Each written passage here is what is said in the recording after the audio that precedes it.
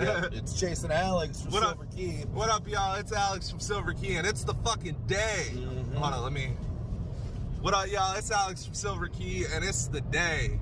So, we're on our way to pick up the PS5 right now, and we're gonna have this day one vlog going up at, I don't know, 2 p.m. today. You'll see it then, so you'll know if I'm wrong or right. All right. But, all right, peace. See y'all then. Hi everyone, this is Alex from Silver Key Gaming, and today we're going to be talking about my first 2 weeks with the PS5. Okay, but first, it's story time. So, I eat up gaming news. I love it. And I have been a long-time PlayStation fan, and it's been going back since the first game I ever beat by myself was Jak and Daxter on the PS2. So when I saw the PS5 reveal event, I knew I had to get one, and the pre-orders were a mess. So when I heard that the second wave of pre-orders at GameStop got announced, I knew I had to camp out all night. So I grabbed everything I could, and I had to work that night, and I worked until midnight, and so I prayed I got there before the lines filled up.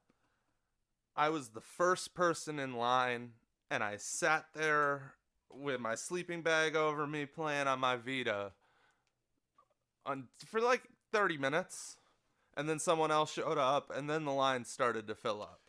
It was a really good experience. It was my first time ever camping for a product, and the people I was camping with were all super cool. We hung out, we talked video games all night. It was a good experience.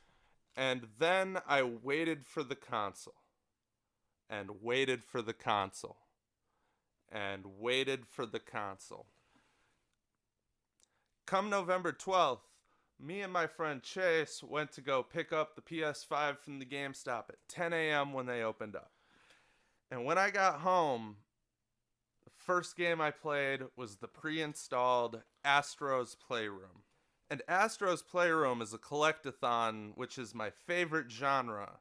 And so I felt right at home playing this game, and it was just awesome. The first moments using the new controller, I knew it was just a big upgrade.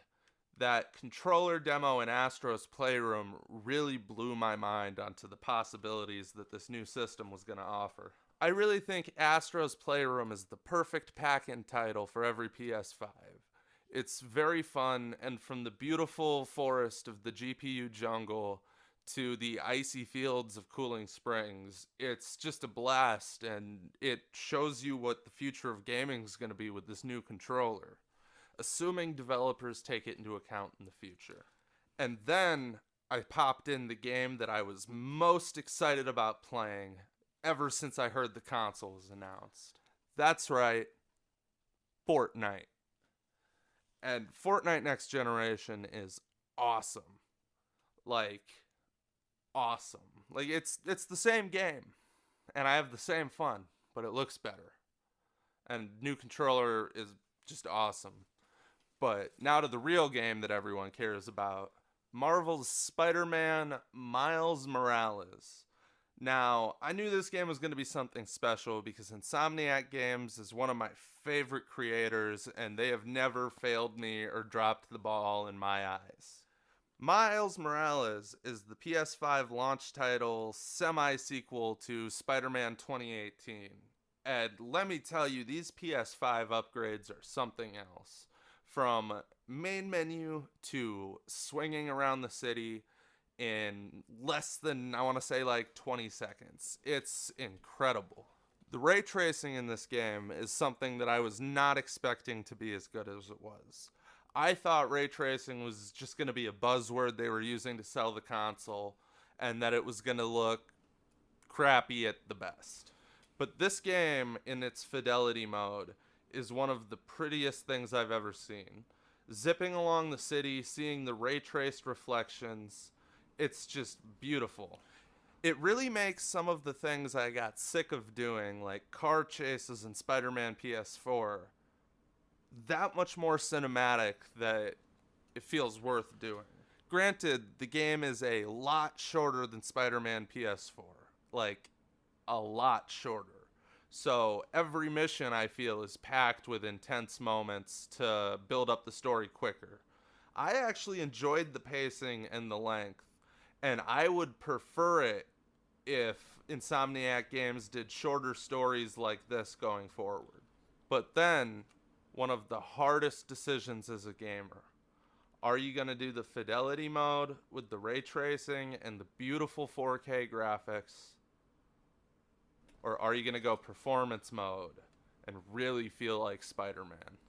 The performance mode in this game feels, I can't put it in words other than amazing. After playing it in performance mode for any amount of time, going back to the fidelity mode feels just sluggish and slow, but it looks so beautiful and I don't want to choose. But I can't get the best of both worlds. I play mostly on fidelity mode because in non-competitive games, 30 frames a second is okay for me. But I understand why people would go with the 60 frames, no ray tracing. I have also been playing a lot of the launch title Sackboy: A Big Adventure. One of my favorite series in the world is Little Big Planet. I grew up playing that with my sister when I was a kid, and to see it finally come into 3D like I wanted when I was a kid, it blows my mind. It's a very fun game. I get huge Mario 3D World vibes off of it. Me and my girlfriend have spent hours playing this game. We are almost done beating it, but we're not quite there yet. We've been taking our time. But I'm going to tell you guys, that Bruno Mars level, it's my favorite level in the game so far, hands down. I have also been playing the PS5 version of Watch Dogs Legion, and I am not far enough in the story to comment on that yet, but the graphics in the game, other than the character models, which look a little weird, but they're just incredible. Like, the ray tracing is amazing looking. How, like, you can see the reflections from the top of cars and the trees. It's mind-blowing. It finally looks like it did in that E3 tech demo of the first Watch Dogs. The new games are by far my favorite part of the new console so far.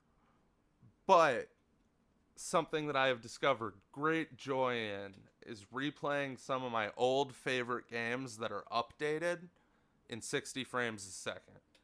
I've never seen Infamous Second Son look so good. And I am currently replaying through Infamous First Light at 60, and it looks amazing. A headline I really want to see in the news is Uncharted 4 and Last of Us 2 getting patched for PS5. Because, come on, tell me Uncharted 4 and Last of Us 2 wouldn't be amazing at 64K.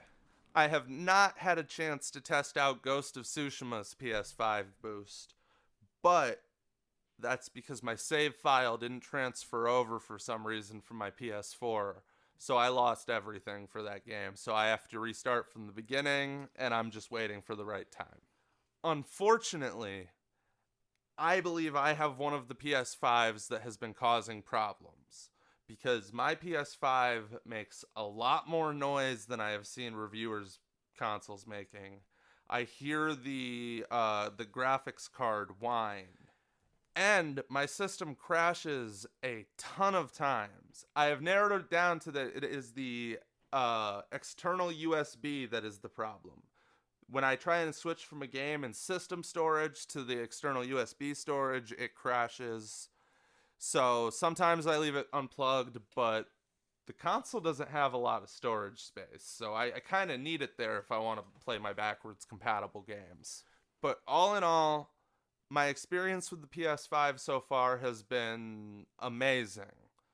And I can't wait to see what Sony's first-party studios and third-party developers are going to do with the DualSense, and what they're going to do with this system going down the line, and I can't wait to see a piece of software that will push this system to its limits. Signing out, this is Alex from Silver Key Games. Make sure you follow us at twitch.tv/silverkeygames. No spaces. I stream there every Wednesday at 1 p.m. to coincide with our video every Wednesday. and I play random games. It's a fun time. Come chill with me. But I also stream throughout the week, just randomly on the channel. You'll catch me on there sometimes. And I also want you to follow us on Twitter at SilverKeyGame. Not gaming, none of that. SilverKey Game. Because SilverKey Gaming was taken.